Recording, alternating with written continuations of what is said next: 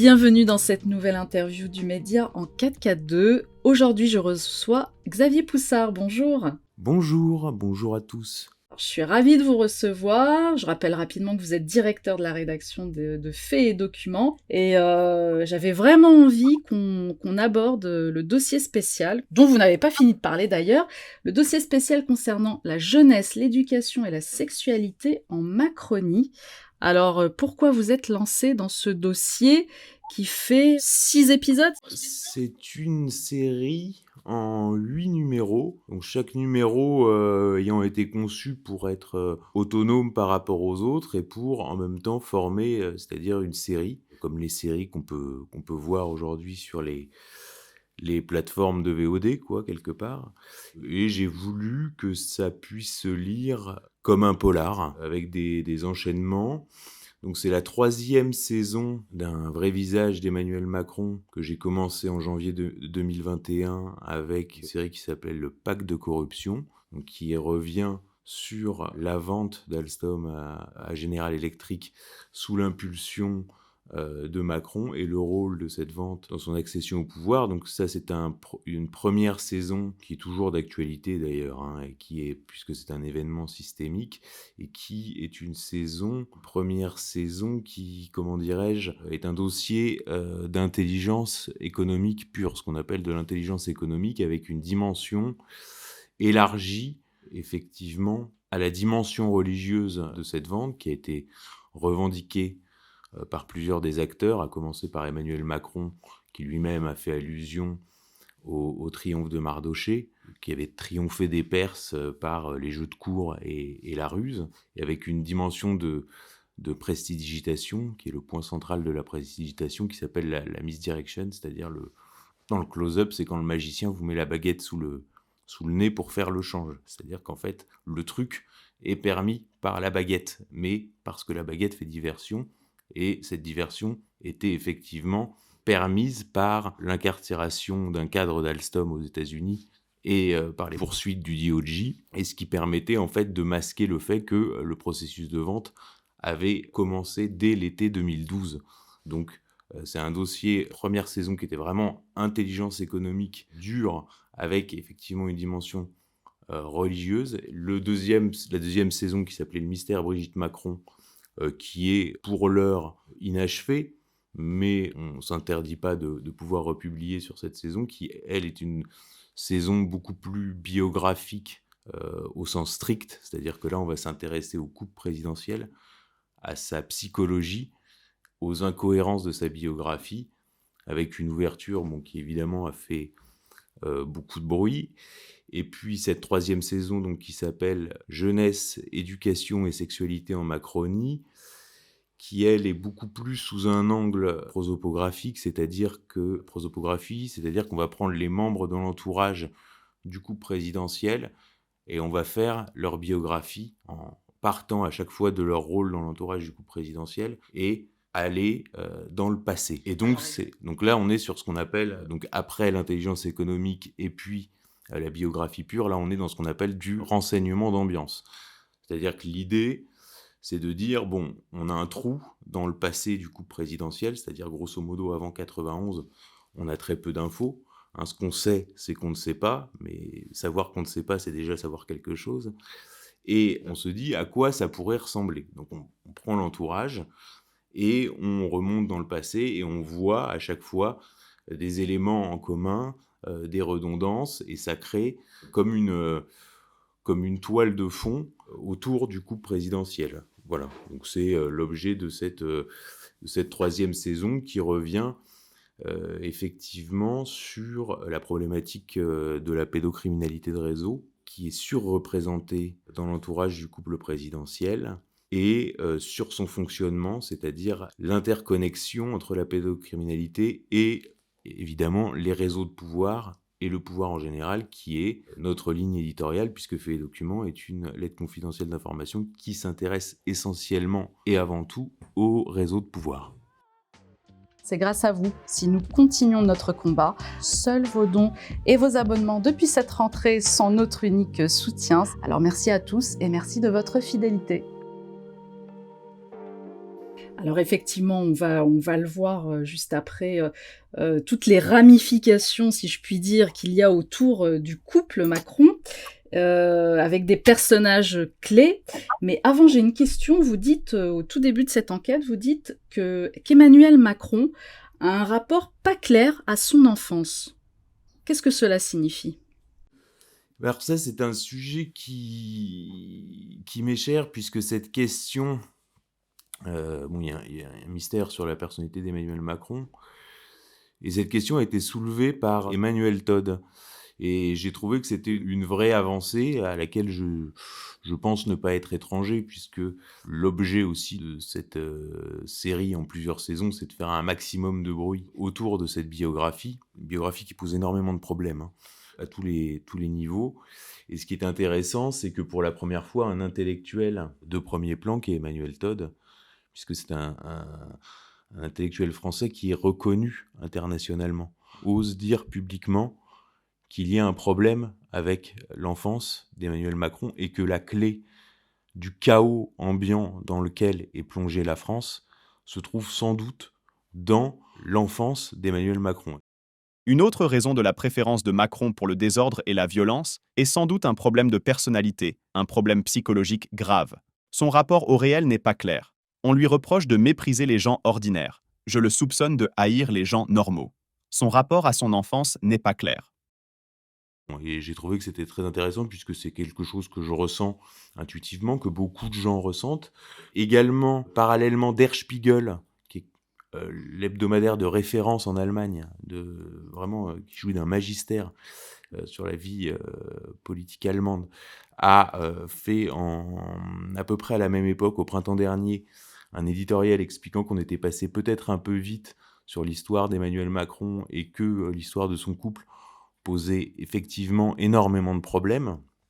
Donc cette idée commence à germer sur des relais de haut niveau. Voilà, c'est ça qui m'intéresse, c'est que ce soit des relais de haut niveau avec effectivement un accord en fait sur cette personnalité. C'est ce que j'explique en particulier dans cette série, c'est-à-dire qu'on est sur un individu que Klaus Schwab, donc le président du Forum économique de Davos, a présenté, enfin le grand soi-disant Manitou du Great Reset, Great Reset qui est d'ailleurs le programme. Longtemps les gens se sont demandé c'était quoi le programme de Macron, maintenant on sait, c'est le Great Reset. Klaus Schwab a parlé d'Emmanuel Macron comme étant le guide. Par ailleurs, un journal iranien lié au Parti conservateur et ce qu'on appelle les Pasdaran aux gardiens de la Révolution a présenté Macron comme le diable. Bon, j'ai vu que Vladimir Soloviev, qui est le principal animateur de la télé russe, a aussi parlé d'Emmanuel Macron comme d'un petit sataniste. Alors on pourrait dire, oui, bon, c'est les Iraniens et les Russes qui nous attaquent, c'est un peu de la propagande délirante, mais si on regarde bien, on voit bien que le Time Magazine, qui est contrôlé par un Marc Benioff, qui est un ponte des nouvelles technologies et qui est administrateur du Forum économique mondial également, a présenté par 2 fois en couverture du Time Magazine Emmanuel Macron avec les cornes du diable dessinées avec le M de Time. Et j'ai bien regardé les autres couvertures du Time, c'est la seule fois où on fait effectivement figurer ces 2 cornes. Donc je dis, il y a quand même quelque chose de spécial autour de cette personnalité. Je crois que notre génération doit savoir que la bête de l'événement est là. Toute la caste, toutes les élites françaises sont au garde-à-vous derrière lui et depuis maintenant 1 an, on sait que Donald Trump avait gardé au sujet d'Emmanuel Macron un dossier. Alors cette information, peu en ont mesuré la portée. Et la portée, elle est très simple, c'est qu'en fait, il faut poser la question à l'envers. Donc, qui est Trump ? Trump, c'est un type qui a tout connu. Moi, ce que j'écris, c'est qu'il résume à lui seul la phrase de Maurice Barrès, c'est-à-dire tout obtenir pour tout mépriser. C'est-à-dire qu'il a tout eu, tout obtenu et il a tout vu. C'est-à-dire quand on prend les fréquentations de Trump dans son histoire personnelle, il a fréquenté des gens comme Roy Cohn, vraiment qui était un avocat qui a été suspecté d'animer un réseau qu'on appellerait de balais bleus. Il a fréquenté Epstein, enfin, il a tout vu. On se dit, pour qu'il garde un dossier sur Macron, qui est jamais que le président de la France. En plus, quand Trump quitte la Maison-Blanche, on est en 2021, Macron, il lui reste 1 an de mandat.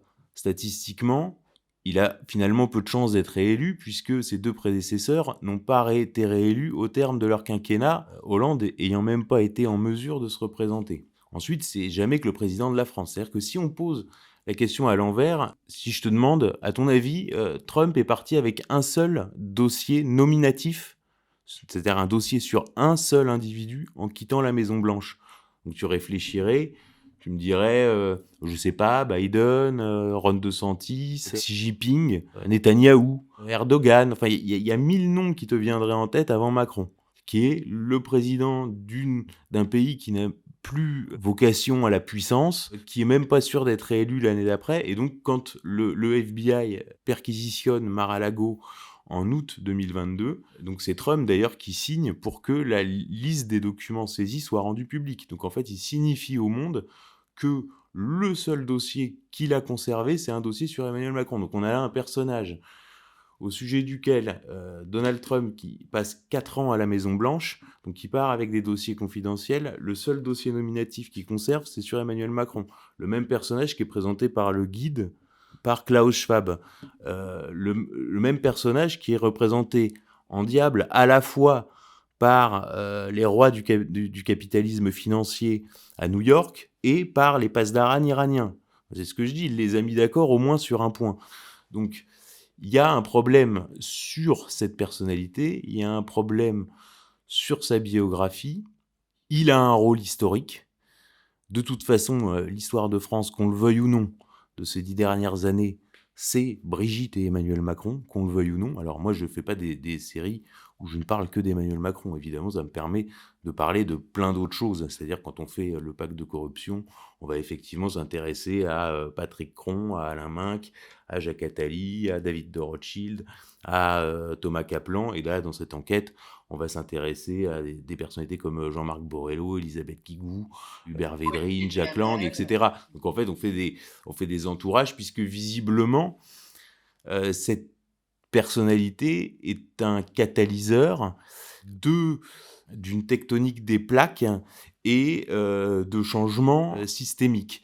Et à ce moment-là, en ce moment, je pense que nous sommes à la croisée des chemins, et que dans cette époque, Emmanuel Macron a un rôle tout à fait particulier. Alors on peut effectivement développer sur ce qu'est cette époque, l'époque que nous vivons, qui est en fait assez ça tout paraît très très compliqué, mais en fait tout est assez simple à comprendre. Il y a une thèse qui est sortie aux États-Unis il y a quelque temps qui s'appelait Le siècle juif. C'est une thèse d'un universitaire américain qui s'appelle Yoris Leskin, et ça a été traduit en France dans une maison d'édition plutôt de gauche qui s'appelle La Découverte.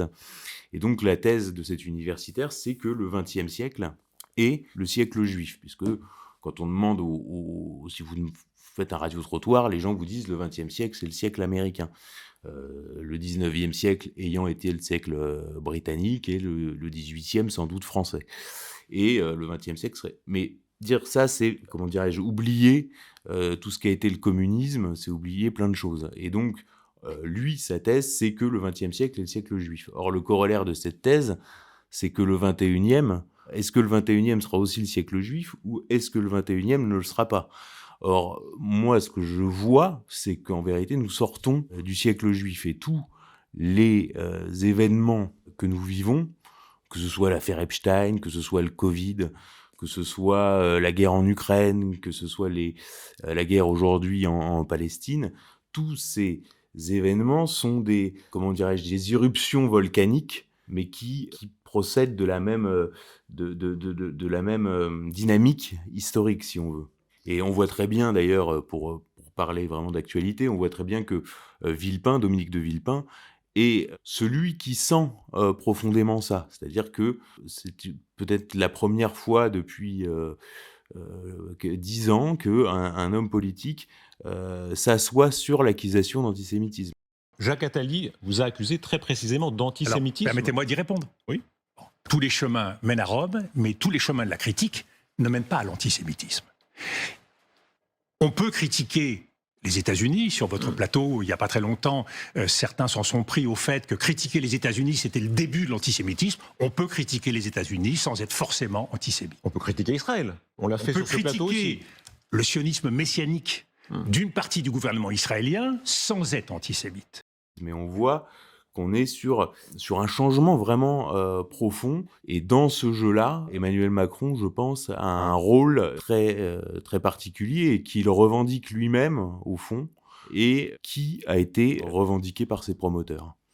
Alors justement, Xavier, est-ce que on pourrait approfondir ce rôle-là d'Emmanuel Macron? Parce que dans votre dossier, donc effectivement, il y a des personnages clés, des personnages que l'on connaît depuis même très longtemps, depuis l'ère Mitterrand d'ailleurs.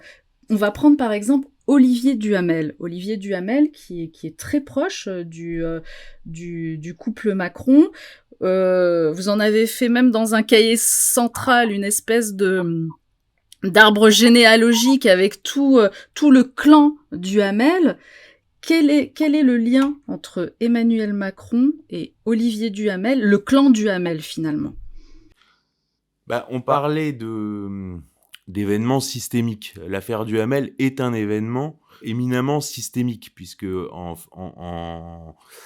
vérité, elle est intéressante à plus d'un titre. Dans sa diffusion, dans ce qu'elle dit, enfin, dans l'affaire Duhamel elle-même et dans sa diffusion, puisque l'affaire Duhamel a été possible par le livre de Camille Kouchner, d'accord, qui est donc la belle-fille d'Olivier Duhamel et qui dénonce l'inceste qu'a subi son frère jumeau de la part de leur beau-père, donc Olivier Duhamel. Mais cette affaire a aussi, donc non seulement a existé puisqu'elle a parlé dans un livre, mais aussi parce que son compagnon est le patron des rédactions du groupe Le Monde. C'est monsieur Louis Dreyfus. Or, en France, en termes de presse, il n'y a pas 1000 choses, quoi. Il y a Le Monde, quoi. C'est une situation de quasi-monopole, en vérité. Les autres titres sont relativement anecdotiques. Vous voyez. Et donc, vous avez eu quand même une énorme couverture sur cette affaire Duhamel. Et c'est une affaire qui raconte effectivement l'histoire de l'intelligentsia parisienne sur ces 70 dernières années. C'est-à-dire que vous avez ce mât de Sanary avec toute la 5e République. Ça va vraiment raconter l'histoire de la 4e, de la 5e République à travers ce mât de Sanary et à travers ce personnage. Et quand l'affaire Duhamel explose, elle fait péter et l'Institut Montaigne et Sciences Po et Le Siècle. C'est-à-dire 3 centres de pouvoir, c'est-à-dire le cénacle des élites par excellence qui est Le Siècle, le système de sélection des élites par excellence qui est Sciences Po, et l'Institut Montaigne. Pour bien comprendre ce qu'est l'Institut Montaigne, si vous voulez, c'est le successeur de la Fondation Saint-Simon, mais c'est surtout, je parlais du Great Reset tout à l'heure, si vous voulez, le Forum économique mondial, pour prendre une comparaison par rapport que tout le monde peut comprendre. Vous avez l'industrie automobile, puis vous avez le salon de l'auto. Vous voyez, c'est les exposants, le salon de l'auto. Si vous voulez, vous avez la commission trilatérale, et puis vous avez le Forum économique mondial. Vous avez les task force de la commission trilatérale, et puis ensuite vous avez le Forum économique mondial, qui est le salon des exposants. Donc le Great Reset, c'est le projet exposé au public dans une version présentable, si vous voulez. Et ensuite, vous allez avoir donc ces directives-là qui descendent de la commission trilatérale, passent par le Forum économique mondial, appliquées par des young leaders, etc.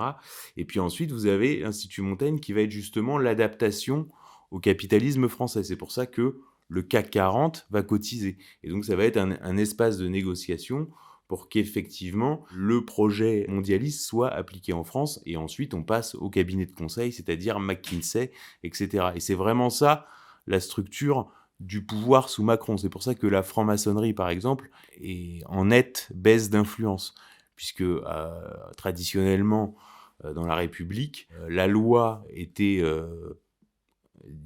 créée en loge, et puis ensuite elle était posée comme ce qu'on appelle les questions de loge, et elle redescendait dans les loges en province. Et à ce moment-là, les frères en parlaient autour d'eux, et puis faisaient remonter ce qu'en disait le monde profane. Ce qui faisait que quand la loi était présentée au public, elle était ciselée, c'est-à-dire que dans les mots, dans les détails, etc., c'était vraiment du sur-mesure. Or aujourd'hui, on passe dans un monde où si vous voulez, on fait passer de la trilatérale à l'Institut Montaigne et ensuite on fait appliquer par McKinsey. Et donc, si vous voulez, si vous voulez, on est passé du Bougna avec son aligot et sa bavette au McDonald's, quoi. Et donc, c'est pour ça qu'en fait, le macronisme ne prend pas. C'est ça qui donne cette impression de déracinement intégral et de cette accélération aussi, puisque si une loi, elle passe en question de loge pendant 3 ans avant d'être proposée, c'est pas pareil que si ça descend, on fait un coup de 49.3 et un coup de McKinsey. Voilà, donc c'est ça le schéma, et c'est en faisant péter Olivier Duhamel, en faisant sauter Olivier Duhamel, ça a été vraiment une énorme secousse au sein de la Macronie, sachant qu'on découvre à ce moment-là, alors on savait qu'Olivier Duhamel avait effectivement été de la fête de la Rotonde le soir de l'élection, mais ce qu'on a découvert, c'est que Édouard Philippe avait été choisi comme Premier ministre au cours d'un déjeuner, ce qu'on a appelé le déjeuner de Sciences Po, auquel étaient présents Olivier Duhamel, Brigitte. Alors, qu'est-ce que faisait Brigitte ici ? Alors là, c'est vraiment la question. Si vous avez la réponse, une réponse viable, on vous offre un abonnement. Vous aviez une autre Brigitte, qui est Brigitte Tétinger-Jouillet, sur lequel on est beaucoup revenu dans le pacte de corruption, qui est l'héritière de la fortune Tétinger et l'épouse de Jean-Pierre Jouillet, qui était secrétaire général de l'Élysée sous François Hollande et qui a été un des parrains d'Emmanuel Macron à l'inspection générale des finances. Et puis Frédéric Mion, qui était un bébé Richard Descoings, qui avait été nommé à la tête de Sciences Po pour ne pas cueillir de devoirs d'inventaire des années Descoings. Donc vous avez Frédéric Mion, Brigitte Tétinger-Jouillet, Olivier Duhamel et Brigitte, et de cette réunion est sorti le nom d'Édouard Philippe. Donc voilà comment sont choisis les ministres. Donc Olivier Duhamel, ce qui est très intéressant, c'est qu'il y a sur l'affaire Duhamel, ce qui est vraiment très intéressant, c'est la divulgation du secret. C'est-à-dire que le secret, c'est l'inceste. Or cet inceste va être connu au sein de la caste au tournant des années 2000 et 2010. Pourquoi ? Parce que Camille Kouchner en parle à sa tante, Marie-France Pizier, qu'on va retrouver morte dans des circonstances plus qu'étranges, puisqu'on la trouve suicidée au fond de sa piscine avec une chaise métallique autour du cou, avec effectivement, là pour le coup, parce qu'en fait elle était mariée avec le cousin d'Olivier Duhamel, qui lui-même est un cadre dirigeant du groupe Lagardère. Enfin, vous êtes vraiment dans la caste au sens tuyau de poil du terme. Hein. Vous pouvez faire du réseau sur des pages et des pages, ce qu'on a fait d'ailleurs. Et donc elle va parler et va divulguer ce secret au sein de la caste. Et c'est à ce moment-là qu'Olivier Duhamel va avoir ses plus grandes promotions. C'est-à-dire que c'est à ce moment-là qu'on va le retrouver nommé à la Fondation des sciences politiques, c'est-à-dire l'organisme qui chapeaute Sciences Po Paris, qu'on va le retrouver promu à l'Institut Montaigne, et c'est à ce moment-là surtout qu'il va prendre la tête du Club Le Siècle. Donc c'est-à-dire que, alors la version officielle nous dit oui, quand le secret a été éventé, il a voulu à tout prix, il est devenu boulimique de pouvoir pour pas que ça se sache. Mais enfin, dire ça, c'est qui de l'œuf ou de la poule. C'est-à-dire qu'au sein de ces réseaux, il y a des gens donc qui savaient ce qu'il avait fait et qui l'ont malgré tout promu. Et donc là, ressortent des noms, comme par exemple Maître Jean Weil, qui est le fils de Simone Veil, qui est un avocat très connu dans Paris. Voilà. Et donc ça, c'est les réseaux, avec le côté effectivement très insultant pour le peuple, puisqu'on explique aux gens, tout le monde savait. Ah oui, tout le monde savait. Non, personne ne savait. Donc oui, c'est ça qui est insupportable dans le genre d'affaire Duhamel. Et on se dit quand même que cette affaire a pu exister effectivement parce que Camille Kouchner est la fille de Bernard Kouchner, parce qu'elle est en couple avec Louis Dreyfus, qui est le patron des rédactions du Monde, et qu'effectivement cette affaire a été couverte. Mais quand on compare par rapport aux autres affaires de pédocriminalité dans lesquelles les victimes ne sont pas des gens bien nés, force est de constater que les médias français sont très, très, très largement défaillants. Et donc c'est pour ça que l'affaire Duhamel est aussi une affaire systémique, parce que c'est une affaire qui permet effectivement de dire beaucoup de choses. On découvre aussi des faits complètement hallucinants à l'occasion de l'affaire Duhamel. Par exemple, on découvre que c'est Olivier Duhamel qui coopte au Club Le Siècle Thierry Solaire, qui a été l'organisateur de la primaire de la droite et du centre en 2016 et dont on se rappelle qu'il avait lâché François Fillon dès les premières semaines. Donc voilà, donc est-ce que la pédocriminalité, ou en tout cas ce secret, a pu jouer un rôle en toile de fond de certaines affaires? On y revient aussi sur, toujours dans le cadre de l'affaire Fillon, sur l'affaire du fils de Marc Ladreit de la Charrière. Marc Ladreit de la Charrière, le patron de Fimalac, étant un de ces on dirait aujourd'hui un oligarque, si on veut, qui semblait osciller entre Fillon et Macron. Or, on sait que Marc Ladreit de la Charrière avait des liens d'affaires très poussés avec Michel Marchand et que Michel Marchand avait protégé le secret qui était la pédocriminalité de son fils. Donc on voit en fait derrière des événements a priori distincts, comment dirais-je, se former une atmosphère. Hein, là, paraît-il, on est dans l'antisémitisme d'atmosphère. On pourrait parler vraiment de pédocriminalité d'atmosphère, c'est-à-dire que on peut relire un certain nombre d'événements avec ces lunettes-là. Et en tout cas, c'est à ça que sert cette série. Et je dois dire que je le raconte d'ailleurs dans Faits et Documents, que cette série, bizarrement, c'est ma troisième saison, alors que c'est un des premiers angles qui m'est venu à la tête quand il s'est agi de traiter la Macronie. Et je raconte justement, c'est une réunion, enfin l'idée de cette série vient d'une réunion où j'avais été convié par des gens qui travaillent dans le renseignement français, hein, je précise. C'était début septembre 2017 et c'était un peu cette époque, il y avait eu cette effervescence de la campagne de 2017, ça avait tiré de tous les côtés, tout le monde était plus ou moins rallié à Macron, enfin il y avait vraiment, on annonçait 10 ralliements par jour, enfin c'était comme ça très, très bizarre, une grosse effervescence. Et donc cette réunion, c'était de dire qu'est-ce que ça va être le nouveau pouvoir, qu'est-ce que ça va être le macronisme. C'est-à-dire, si vous avez 10 ralliements par jour, il est évident qu'ils n'ont pas tous la même valeur, ni même la même signification. Je rappelle qu'en plus, il y a eu des jeux de dupes. C'est-à-dire que par exemple, évidemment, Alain Minc et Jacques Attali ont soutenu Macron, alors que publiquement, ils ont fait croire qu'ils en soutenaient d'autres, puisque Alain Minc a fait mine de soutenir Juppé et Attali faisait mine de soutenir Valls. Alors, en fait, on a découvert après qu'il n'en était rien, qu'ils étaient derrière Macron depuis le début. Et je rappelle que cette campagne de 2017, elle voit quand même Emmanuel Macron détruire Juppé, Fillon, Valls, 3 anciens premiers ministres, Sarkozy et François Hollande, 2 présidents de la République. Donc on se dit, bon, soit le type est un génie, c'est-à-dire c'est un génie de la politique, on a affaire au nouveau Bonaparte, soit il est aidé par des forces occultes qui, coûte que coûte, ont décidé de l'installer au pouvoir avec un coup d'État, au moins médiatico-judiciaire, qui s'est appelé l'affaire Fillon, et qui en plus, donc ça c'est aussi des informations que je révèle, mais bon, tout le monde se rappelle que le Big Data donnait Macron 4e quand même, et que en plus de ça, les remontées de terrain préfectoral, donc des chiffres du ministère de l'Intérieur, le donnaient à 2 jours du premier tour, 4e à 13%.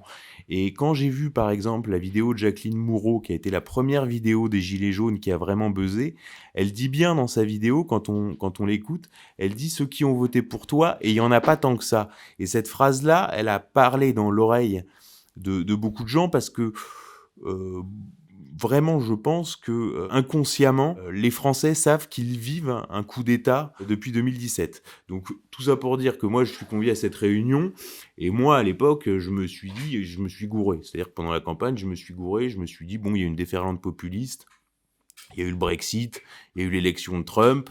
Moi, j'ai vu les mecs sauter les uns après les autres. On voit Valls sauter, on voit Juppé sauter, on voit Sarkozy sauter. Je me dis, bon, voilà. Et puis je pense en plus que Fillon, le harcèlement dont il est l'objet, le rend plutôt sympathique. Et je me dis, on va rigoler parce que la gauche va être obligée à appeler à voter Fillon contre Marine Le Pen, ce qui n'est pas du tout la même configuration que 2002, puisqu'en plus Fillon est vraiment une étiquette très néolibérale, si on veut, alors que Chirac avait quand même une étiquette sociale par rapport à Le Pen qui était libérale. Donc en fait, sur les critères classiques de la gauche et de la droite, ça va être très compliqué Voilà. Et puis finalement, voilà, se produit ce raz-de-marée Macron, puisqu'il récupère aussi la Chambre au passage, avec des députés dont on ne sait pas à cette époque-là ce qu'ils vont être. Et donc cette réunion commence, et chacun avance des noms. Alors on voit est-ce que les Sarkozys vont être récompensés de leur rôle dans l'affaire Fillon? Est-ce que les Chiraciens, ceux-ci, avec Le Maire, etc., machin. Et puis rapidement, ça dérive. Donc la conversation est quand même informée. Donc ça dérive quand même sur les réseaux gays, puisqu'il y a quand même eu cette affaire Mathieu Gallet, cette histoire de double alliance. Enfin, il y a quand même cette ambiance-là déjà. Et puis à ce moment-là, Pierre Berger vient de mourir, ce qui permet de dater la réunion. Tu vois, ça devait être le 10 septembre 2017, quelque chose comme ça. Et un des intervenants me lance sur l'écho que j'ai fait sur Borello, puisque j'ai fait un écho sur Jean-Marc Borello, qui est un personnage complètement inconnu à l'époque et encore largement aujourd'hui, et là auquel je consacre vraiment la première grosse enquête publiée en France. Et lui, il me dit, tu sais, j'ai beaucoup travaillé moi sur les réseaux pédocriminels, et il me dit, si Borello il est là, c'est pas par hasard. Et lui, il est dans l'idée que, il me dit, écoute, il y a déjà cette affaire Brigitte, c'est-à-dire leur histoire personnelle. Mais moi, à la limite, je me dis, est-ce que leur histoire personnelle est déterminante, ou est-ce que, c'est-à-dire qu'on peut très bien se dire à ce moment-là, bon, leur histoire peut être assimilée à de la pédophilie, donc ils vont justement faire attention à ne pas être assimilés à ça et maintenir à distance la nébuleuse pédophile. Ça peut être une analyse au départ. Lui, il me dit non, si à Borello, c'est que c'est pas un hasard. Et lui, il me dit les réseaux pédophiles ont pris le pouvoir en France. Et il me dit, moi, c'est ça ma conviction. Et alors à ce moment-là, on commence à parler effectivement de ce sujet-là que je connais, moi, assez peu à l'époque, auquel je vais m'intéresser par la suite avec l'affaire Epstein, c'est-à-dire comment ça fonctionne, l'articulation entre pédophilie et réseau de pouvoir, c'est ça qui est intéressant, c'est comment ça fonctionne, et en fait, on va pas être déçu, c'est-à-dire qu'à chaque fois, ça va être bingo, c'est-à-dire qu'on va se retrouver quand même avec Éric Dupond-Moretti, place Vendôme, avec Éric Dupond-Moretti, place Vendôme, qui est quand même l'avocat du crime organisé et des pédophiles, ça veut pas dire que le crime organisé et les pédophiles n'aient pas le droit à un avocat, mais de là à le mettre place Vendôme, il y a quand même un sujet. Il est reconduit après pour le deuxième quinquennat sur intervention personnelle de Brigitte. Il y a eu un article dans le Canard enchaîné. C'est-à-dire qu'il est reconduit sur intervention personnelle de Brigitte. Et là, il y a eu un mini remaniement cet été. J'en discutais d'ailleurs avec un contact. Je lui dis, ah tiens, tu vois pas que Dupond-Moretti, il saute au moment où je publie ma série. Et il me dit, mais non, t'inquiète pas, c'est toi qui as bon, c'est ton truc, tu vas voir, il va être reconduit. Et comme par hasard, il a encore été reconduit. Donc Dupond-Moretti en impératif, et moi, je me suis dit que j'allais vraiment me lancer dedans. Il y avait eu l'affaire Duhamel, évidemment, mais quand j'ai vu que Emmanuel Macron essayait à tout prix de recaser Elisabeth Guigou au Conseil supérieur de la magistrature, dans un contexte de guerre entre le Conseil supérieur de la magistrature et la chancellerie, et donc Elisabeth Guigou, qui avait déjà été démise de la commission sur l'inceste, puisqu'on avait découvert qu'elle était effectivement très proche d'Olivier Duhamel, et qu'elle avait été citée par Camille Kouchner parmi le premier cercle d'Olivier Duhamel dès le début de l'affaire dans le Monde. Donc elle avait été... Donc faut bien voir ce que tout ça veut dire. Et puis, au printemps, il y a eu aussi la reconduction de Jack Lang à l'Institut du monde arabe, qui est quand même hallucinante, puisque Macron, ça fait 2 fois qu'il le renouvelle à la tête de l'Institut du monde arabe, qui est un énorme fromage, l'Institut du monde arabe. C'est pas rien. C'est-à-dire qu'en fait, c'est la France dans le monde arabe. C'est-à-dire qu'en fait, la France dans le monde arabe, c'est Jack Lang. Enfin, posez-vous cette question. Justement, Xavier, je vous interromps un moment, j'ai une question. Vous dites qu'avec l'arrivée au pouvoir d'Emmanuel Macron, ce sont les réseaux pédophiles qui gouvernent. J'ai pas dit ça, j'ai dit que au cours de cette réunion avec des gens du renseignement français qui s'est produit en septembre 2017, un des intervenants avait, lui, cette intime conviction.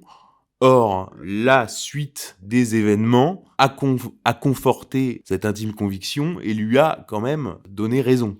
Voilà. Donc ça veut dire que les réseaux pédocriminels ont pris le pouvoir en France. Ça veut dire que y a un surtropisme autour de la pédocriminalité, et quand on lit mon dossier jeunesse, éducation, sexualité en Macronie, on se rend compte qu'en fait on dépasse la pédocriminalité et que le tropisme qui ressort, c'est l'inceste. C'est-à-dire que l'inceste revient absolument tout le temps. Et ça, j'en ai moi-même été surpris parce que je m'étais dit, bon, on va traiter les affaires avec des personnages clés, hein, effectivement. Et en fait, le tropisme qui est ressorti n'est pas seulement la pédocriminalité, mais c'est l'inceste. C'est le tabou de l'inceste. Et ça, d'ailleurs, une des rares à l'avoir dit publiquement, c'est Christine Angot, qui a dit « Il faut faire très attention avec ce gouvernement parce que ce qui est en train de se jouer, c'est la levée du tabou. » Et là, c'est Christine Angot, c'est pas Xavier Poussard, vous voyez. C'est-à-dire que cette parole-là, alors elle est très peu dite dans le débat public. Tout le monde voit que le problème est là.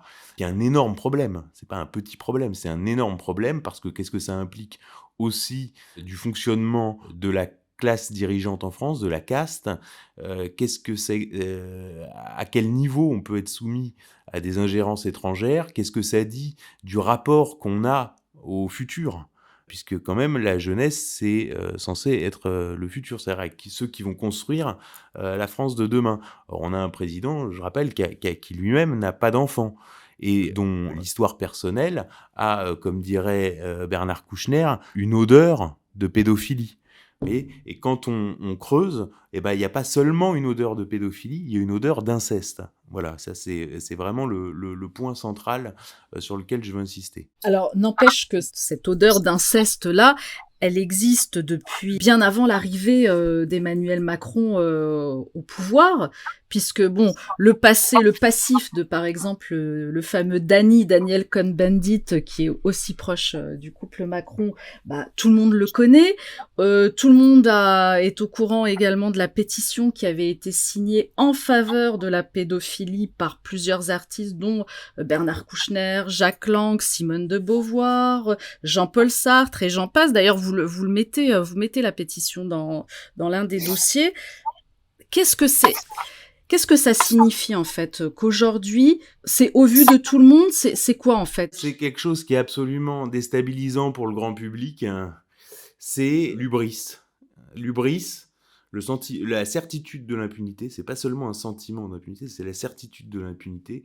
L'hubris et la revendication, c'est-à-dire que c'est signé. On a déjà parlé, mais quand Emmanuel Macron dit « Mon livre de chevet quand j'étais collégien, c'est ma grand-mère qui me l'avait donné en partage, c'était Le Roi des Aulnes de Michel Tournier », qui est un ouvrage essentiellement et intégralement pédophile. Voilà, radicalement, strictement. Quand il met le livre d'André Gide sur sa photo officielle de président de la République, c'est ce message-là qui fait passer. Donc le message est passé. Pourquoi se priverait-il d'envoyer des signaux et de signer le crime, puisqu'il y a une impunité absolument totale en France? Il suffit d'aller voir sur des forums pédophiles où les types disent ah bah tiens, moi je suis jugé là, ah tiens bah moi c'est en France, la chance que t'as, vraiment tu risques rien. Voilà, c'est ça, et c'est ça la vraie question. Avec un nombre incalculable d'affaires, on voit les pédophiles se réfugier dans deux pays, la France ou Israël.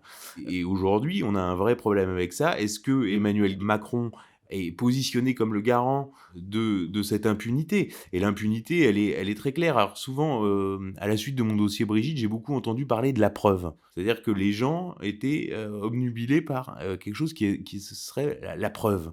Comme si la preuve, ça existait dans la vraie vie. Dans la vraie vie, il y a des procès d'assises où il y a des faisceaux d'indices graves et concordants et où il y a l'intime conviction des jurés. Voilà, c'est comme ça que ça fonctionne. Il n'y a pas la preuve comme sur les séries qu'on regarde le soir sur TF1, les séries policières, avec le type qui tire un poil de cul au coroner, qui l'envoie au labo avec un mec déguisé comme s'il avait le Covid, et bim, il y a la preuve qui sort. Ça n'existe pas. Et donc c'est pour ça que je raconte des histoires qui sont des cas d'école. Par exemple, je raconte l'histoire de Yves Bertrand, qui était patron des RG. C'est pas un Gugus, un illuminé, le type est patron des RG. Et il pond une note sur une affaire de pédophilie qui s'appelle l'affaire Rosella Hightower, qui est un centre de danse à Cannes dans lequel des gamins ont été prostitués à des gens puissants. Et un des gamins s'est suicidé. Or, la justice a étouffé l'affaire, le tribunal de grâce en particulier, avec à la manœuvre le juge Renard. Bon. Et Yves Bertrand entend parler de cette affaire et fait une note où il explique que quand l'affaire a été étouffée, des écoutes existantes qui auraient existé n'auraient pas été reversées au dossier et que ces écoutes auraient mouillé le couple Lang, c'est-à-dire Jack et Monique Lang. D'accord, Monique Lang aurait réservé la venue du couple et aurait eu des ébats sexuels sur une table en verre transparente pour que effectivement Jack Lang puisse voir son épouse par en dessous, quoi. Voilà. Donc c'est ça qui est écrit dans la note d'Yves Bertrand. Et Yves Bertrand va essayer de relancer l'affaire avec un magistrat remarquable qui s'appelle Éric de Montgolfier, qui lui est un pur, quoi. Et en fait, ils vont essayer de relancer l'affaire avec Yves Bertrand qui aurait envoyé la note, qui voulait envoyer la note à Éric de Montgolfier, qui lui-même ouvre une instruction pour dénonciation calomnieuse. À ce moment-là, Yves Bertrand se serait démasqué et l'affaire aurait été relancée. Voilà, donc on a un grand magistrat et le patron des RG qui essayent de relancer une affaire. Vous voyez ? Et donc, Yves Bertrand avait besoin de l'aval de sa hiérarchie. Sa hiérarchie, c'était qui ? C'était le ministre de l'Intérieur de l'époque, qui était Nicolas Sarkozy. Et Nicolas Sarkozy a dit « Toc, toc, toc, on va se servir de ça et je vais obtenir le ralliement de Jack Lang. » Et il va obtenir effectivement un ralliement non dit. C'est-à-dire qu'en tout cas, Jack Lang va être désactivé et ensuite, Jack Lang sera récompensé pour avoir soutenu de fait Nicolas Sarkozy et sera recasé d'ailleurs dans la commission Balladur chargée de refaire de la réforme constitutionnelle de 2008 où on retrouve Jack Lang avec Olivier Duhamel. Enfin voilà. Donc c'est comme ça qu'il faut voir. Alors je prends une affaire pour ce qui est de la preuve qui est encore plus hallucinante, qui est l'affaire du CD-ROM de Zandvoort. Donc là, c'est mon entrée relative à Elisabeth Guigou, puisque tout le passage d'Elisabeth Guigou Place Vendôme, qui d'ailleurs n'avait rien dans son parcours qui permettait de la voir un jour ministre de la Justice. C'est pas du tout sa spécialité. Sa spécialité, c'était les problématiques du développement de l'Union européenne et de l'intégration euro-mondialiste. Donc elle avait rien à voir avec la justice. Et bien, bizarrement, elle s'est retrouvée ministre de la Justice dans un contexte où il y a eu, comment dirais-je, une tentative de faire sauter la chape de plomb sur ces questions-là, notamment à la faveur de l'affaire Dutroux. Et donc est arrivée cette affaire qu'on appelle l'affaire du CD-ROM de Zandvoort, qui a été couverte en France par deux journalistes remarquables que sont Laurence Beneux et Serge Garde, donc à la fois par l'Humanité et par Le Figaro. C'est une association entre Le Figaro et l'Humanité. Ce qui est rarissime, je pense, dans l'histoire du journalisme. C'est des CD-ROM avec des fichiers pédopornographiques. Et à partir de ces CD-ROM, la police néerlandaise a fait un trombinoscope avec des captures d'écran, quoi, avec des visages d'enfants, et des centaines de visages d'enfants. Et l'Humanité va être submergée d'appels de parents qui, eux, recherchent leurs enfants, en se disant « Est-ce que mon fils qui a disparu n'aurait pas été embarqué là-dedans ?» Et donc vous avez des centaines de parents qui vont venir dans les locaux de l'Humanité pour regarder les fichiers. Je ne sais pas si vous vous rendez compte, la violence, il n'y a pas pire. Si vous voulez, vous êtes un parent et vous avez perdu votre enfant et vous allez dans les locaux d'un journal pour regarder des fichiers pédopornographiques pour voir s'il n'y a pas votre enfant. Eh bien, il y a 81 parents qui vont reconnaître leur enfant et donc dans 81 cas, donc 81 parents qui reconnaissent leurs enfants et dans 81 cas, c'est-à-dire dans tous les cas, la justice ou la police va leur dire il s'agit d'un sosie. Vous voyez ? C'est pour vous dire, la preuve, c'est quelque chose qui n'existe pas. Vous voyez ? En droit et sur des affaires de ce type. Et vous êtes face à des réseaux qui se savent en situation d'impunité totale. Je veux dire, la preuve, Éric Dupond-Moretti, ça a indigné une personne en France, Christine Angot. Voilà. Donc moi, mon objectif avec ce dossier, c'est de faire un maximum de bruit sur cette problématique-là, de faire aussi un maximum de bruit sur la biographie d'Emmanuel Macron, puisqu'effectivement, cette fresque est un renseignement d'ambiance qui plante le décor de ce que pourrait être le passé du couple présidentiel, qui reste effectivement plus que mystérieux. C'est-à-dire, ce qu'on sait, c'est qu'on ne sait rien. On ne sait rien de leur passé. Et quand on fait cet entourage, on tombe sur des personnages complètement étranges, comme le personnage de Régine. Vous voyez, on retrouve Régine à plein d'endroits. On la retrouve dans l'entourage de Pierre Berger, on la retrouve au lancement de la carrière de Jean-Marc Borello, on la retrouve au lancement de la carrière de Michel Marchand, on la retrouve sur l'affaire Palmade, puisqu'elle a été la grande protectrice de Pierre Palmade. Donc la reine de la nuit, qui a bien expliqué dans ses mémoires que toute sa vie, elle avait été l'État d'Israël, qui d'ailleurs lui a remis sa plus grande distinction, et qu'elle avait servi les Rothschild en expliquant qu'elle se tenait à côté d'eux et que chacun avait un rôle à jouer et que elle, comme les Rothschild, jouaient le même jeu de façon accomplie. Donc on retombe systématiquement sur cet univers de la nuit, Jean-Marc Borello. Là, on va être sur SOS Drogue International. Jean-Marc Borello, c'est un type qui est très important, mais il a été présenté par Le Point. Donc justement, c'était le point de départ de la réunion. Le type avait dit, si Jean-Marc Borello est là, c'est qu'il n'est pas là par hasard. Jean-Marc Borello, qui est éducateur à la base, qui est éducateur. D'ailleurs, il faudrait observer à chaque fois que Brigitte parle, quand les profs, ce qu'on appelle dans le langage familier, les profs parlent d'eux-mêmes, ils parlent d'eux-mêmes comme étant des enseignants. Un professeur se dira toujours que je suis enseignant, j'appartiens au corps enseignant.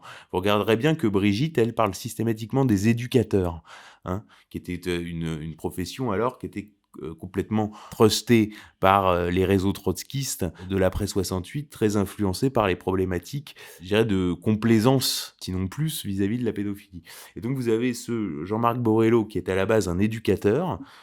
Il a une promotion dans les cabinets ministériels socialistes dès l'arrivée de François Mitterrand à l'Élysée. Et quand vous prenez le début de carrière, c'est pareil, il y a un flou. Et il y a eu quand même un type qui a témoigné sur Internet en disant que le centre à Marseille où il était avant avait été secoué par une affaire de pédophilie. Donc il a quand même pas de chance. Ensuite, il s'occupe de SOS Drogue avec Régine et il plonge dans une affaire de trafic de stupes. Ensuite, il s'occupe avec Régine d'un centre de rééducation des jeunes en difficulté par le luxe. Et il va se retrouver encore une fois au cœur d'un scandale de pédophilie, qui est le scandale de l'Institut des Tournelles, puisque des gens riches venaient dans ce centre, et il a été présenté au cœur par une des victimes qui dit bien que c'était un trio gagnant, c'est-à-dire le directeur de l'Institut, Robert Megel, Tremsal, le psychiatre, et Borello, qui était administrateur de ce groupe, sachant que le même Megel, donc qui lui a quand même pris 12 ans de prison pour pédophilie, était lui-même administrateur de SOS Drogue International. Et de tout ça, Borello aurait dû tomber. C'est-à-dire que logiquement, il aurait dû tomber. Ben non, il n'est pas tombé. Il a été recruté comme prof à Sciences Po par Richard Descoings. C'est là qu'il a formé Emmanuel Macron, soi-disant, au concours de l'ENA. Concours de l'ENA que Emmanuel Macron n'aurait évidemment jamais dû avoir, puisqu'il a refusé, il n'a pas répondu à la question qui lui était posée à l'oral. Demandez à Éric Zemmour comment ça s'est passé pour lui, l'oral de l'ENA.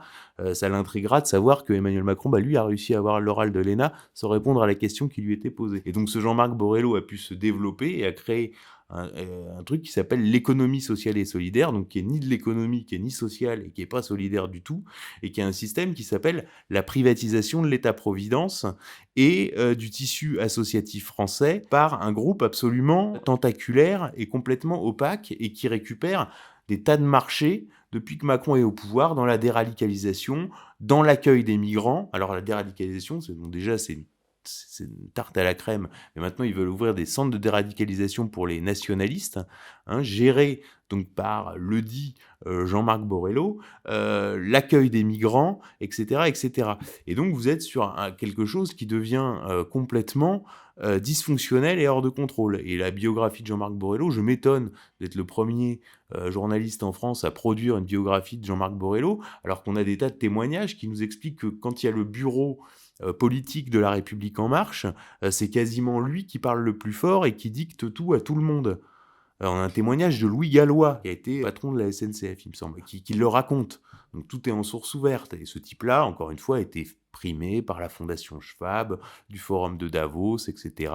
Parce que c'est le pape de ce qu'ils appellent effectivement l'économie sociale et solidaire, c'est-à-dire la privatisation de l'État-providence. Donc ça, il y a un vrai sujet sur Jean-Marc Borello, qui est quand même un personnage complètement hallucinant et trop méconnu. Et puis, il y a effectivement des tas de nominations qui sont complètement étranges avec, je le redis, la pédocriminalité, mais non pas seulement la pédocriminalité en toile de fond, mais aussi la problématique de l'inceste et de la levée du tabou de l'inceste, comme l'a dénoncé Christine Angot. Et ça, je pense que ce jour-là, c'était sur France Inter, elle a vraiment souligné quelque chose qui, à mon avis, est tout à fait central en Macronie.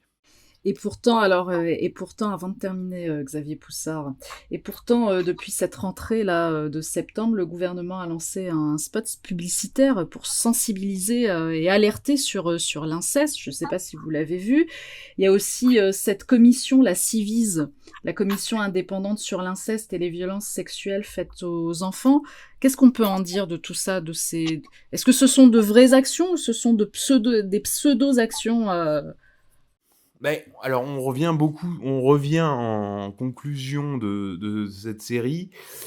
Sur la Civise, j'ai déjà parlé, puisqu'effectivement, il y a eu un problème au démarrage, puisque on y avait mis Elisabeth Guigou, donc qui a sauté dès le début de l'affaire du Hamel. Donc déjà, en fait, on a découvert le problème Guigou avec l'affaire du Hamel, mais toutes les associations de protection de l'enfance et de lutte contre la pédocriminalité s'étaient indignées de la nomination d'Elisabeth Guigou à la tête de cette commission de l'inceste. Alors, ce qui est intéressant, c'est que cette question est manipulée par le pouvoir de façon très perverse. Il faut se rappeler que dès le début du premier quinquennat, il y a eu 2 affaires de fillettes de 11 ans qui avaient eu des relations sexuelles avec des majeurs, et que dans les 2 cas, la justice les avait relâchées en prétextant le consentement. Et à ce moment-là, Macron avait fait un discours en expliquant qu'il allait aligner l'âge du consentement sur celui de la majorité sexuelle à 15 ans, par souci de cohérence et de protection des mineurs.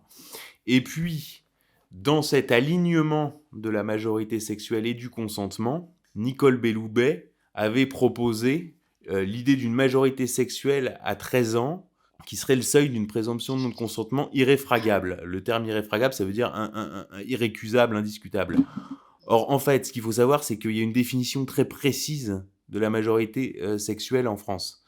D'accord ? Elle est fixée à 15 ans, mais étendue à 18 si le majeur est une personne ayant autorité sur le mineur. Et surtout, la définition, c'est l'âge à partir duquel un mineur peut valablement consentir à des relations sexuelles avec ou sans pénétration avec une personne majeure, à condition que cette dernière ne soit pas en position d'autorité à l'égard du mineur. Donc là, on augmente à 18.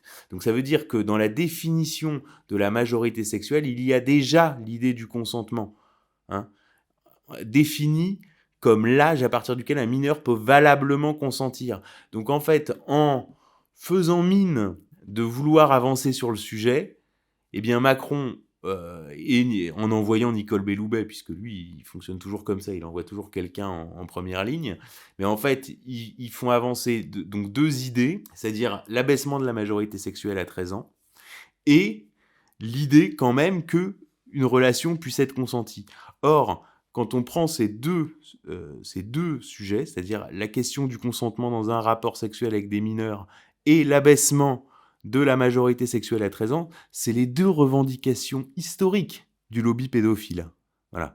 Et donc, en fait, tout ce débat est miné. Alors, on fait tout un article qui redétaille effectivement l'évolution de la loi sous les mandats de Macron. Et effectivement, c'est très compliqué pour eux, puisqu'en même temps, ça tiraille. Il y a une opinion publique qui devient très demandeuse en termes de protection des mineurs. C'est-à-dire que ce qui était accepté, enfin, en tout cas accepté, disons, dans la folie ambiante des années 70, l'est beaucoup moins aujourd'hui. Ça n'était pas accepté tant que ça. C'était juste qu'il y avait une presse, il n'y avait pas de voilà. Aujourd'hui, on a beaucoup plus de caisses de résonance, de contre-caisses de résonance, mais donc eux sont tiraillés là-dessus. Ils sont vraiment tiraillés avec une opinion publique qui donne des coups de bélier. C'est aussi l'objet de cette saison du vrai visage d'Emmanuel Macron. C'est vraiment de soulever cette question-là à travers effectivement l'angle des réseaux de pouvoir, pas simplement l'angle des victimes, puisque souvent la pédocriminalité, et on peut le comprendre, est traitée sous l'angle des victimes. C'est-à-dire que, et nous, en fait, on inverse la lumière, c'est-à-dire qu'on regarde vers le haut, et on regarde du côté des réseaux de pouvoir et des protections que ça implique, tout en donnant des témoignages de victimes, ce qui crée effectivement des ruptures dans le narratif de la série, où on va être sur des passages très réseau effectivement de description des réseaux, et puis bim, d'un coup, le témoignage qui survient, donc la réalité crue du témoignage, mais notre angle n'est pas forcément le témoignage de la victime, c'est comment ça fonctionne, et effectivement, il y a tout un chapitre donc, qui s'appelle La Grande Manipulation, sur comment Macron distille certains éléments de revendications historiques du lobby pédophile dans le débat public sans avoir l'air d'y toucher. Parce que c'est quand même toujours ça, Emmanuel Macron. Là, on voit la même chose sur les tensions intercommunautaires en France, hein, c'est toujours sans avoir l'air d'y toucher, tout en mettant bien de l'huile sur le feu. C'est une des faiblesses du régime, et en même temps, ce régime est atteint d'hubris. Jusqu'où cela va-t-il aller Et en tout cas, on lance cette série. Puis aussi, c'est un moyen de... Donc on a fait un petit spot d'une bande-annonce, qui est aussi un moyen de solliciter l'attention des Américains, puisqu'on sait que donc, Trump a un dossier sur Emmanuel Macron, hein, et avec un moment historique qui est à la fois un type qui a passé 4 ans à la Maison-Blanche, qui donc a eu accès à des informations classifiées, même s'il n'a pas vraiment pu exercer le pouvoir à cause de la conjuration des juges et des médias sous contrôle de la finance. Hein. C'est comme ça qu'il faut comprendre. Mais bon, il a fait un travail de troll, si on veut. Et dans ce travail de troll, il a quand même embarqué un dossier sur le président de France, donc Emmanuel Macron, et a tenu à le faire savoir qu'il avait conservé ce dossier. Donc qu'est-ce qu'il y a dans ce dossier ? Donc aussi faire un maximum de bruit pour essayer d'obtenir une divulgation de ces éléments, et puis suite au prochain épisode. En tout cas, c'est le cas. Vous faites beaucoup de bruit avec cette enquête que moi, je n'ai pas terminée puisque je me suis arrêtée au numéro 5, puisqu'à l'heure où on se parle, il y a les autres qui sont à venir. Mais effectivement, moi, j'invite vraiment les auditeurs à se procurer ce dossier qui est vraiment... c'est quelque chose qui est à garder. On y voit tous les dessous. Et puis on n'a pas parlé de tous ces personnages clés parce que là il nous faudrait des heures, mais voilà, vous revenez sur Pierre Berger, sur Jacques Lang, sur Éric Dupond-Moretti et l'affaire Doutreau. C'est pas compliqué. En racontant la vie de l'entourage des Macron, on peut raconter toute l'histoire de la pédocriminalité en France sur ces 40 dernières années. Puisque tu n'as pas tout lu, je peux te le dire. En conclusion, on a quand même une petite révélation exclusive, qui sont des documents internes à la banque Rothschild, qui font ressortir, alors ça c'est encore, quand on parlait, tu sais, à propos d'Emmanuel Todt, de l'enfance de Macron, encore un fait étrange. Parce qu'il faut savoir que dans la documentation interne de la banque Rothschild, jusqu'en 2011, Emmanuel Macron était né le 21 décembre 1977 à Paris. Et c'est qu'à partir de 2012 qu'il est né le 21 décembre 1977 à Amiens. Donc là, c'est pareil, je m'adresse aux auditeurs, si vous connaissez des gens qui ont changé de lieu de naissance en cours de route, écrivez-nous. Hein, le Wall Street Journal avait écrit que c'était une ascension programmée. Alors là, on commence à comprendre qu'il y a plein de bugs quand même dans la programmation. Donc on peut jouer avec, à défaut d'avoir encore toutes les clés, et il manque quelques pièces au puzzle, mais je pense qu'on arrivera au bout, et je pense que c'est important puisque c'est quelqu'un qui mène une œuvre qui est à la fois l'instrument d'une destruction de la France et du peuple français. C'est quelqu'un qui nous a déclaré la guerre. Et moi, je prétends pas faire la guerre, mais si on me déclare la guerre, j'ai au moins la prétention d'essayer de la faire et de porter quelques coups, non, parce qu'on entend beaucoup parler, tu sais, maintenant de Gramsci, tu sais, de gens qui veulent faire de la métapolitique avec de l'hégémonie culturelle. Moi, je suis pas gramscien, là, moi, je suis pascoyen, tu vois, en termes de politique. C'est-à-dire que Pasqua expliquait que la politique, c'est un sport qui se fait à coups de pied dans les couilles, tu vois. Et donc, si on arrive à en glisser quelques-uns, c'est déjà ça, tu vois, à défaut de gagner la guerre, si on peut déjà gagner quelques petites batailles.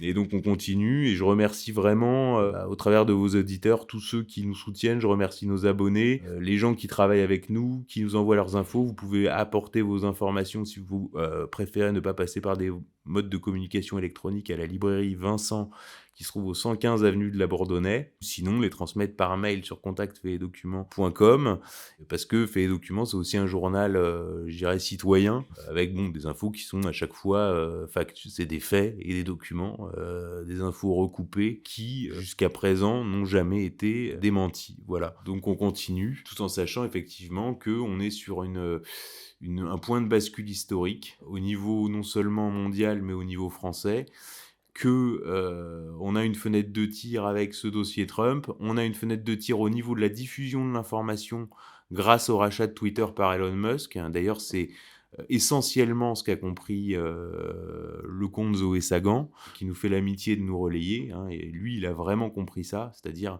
ce kéros, quoi, entre à la fois l'information et le moyen, puisque il y a l'information en elle-même et il y a la diffusion de l'information. Et là, on a les deux bouts de la chaîne, et ça vaut le coup, effectivement, de faire bloc pour essayer de marquer des points de façon vraiment significative. Merci Xavier Poussard d'avoir été notre invité. Moi, je salue encore une fois le travail titanesque de toute la rédaction de Faits et Documents. Moi, je suis fan, je me cache pas. Voilà, il n'y a plus d'objectivité quand il s'agit de vrai journalisme.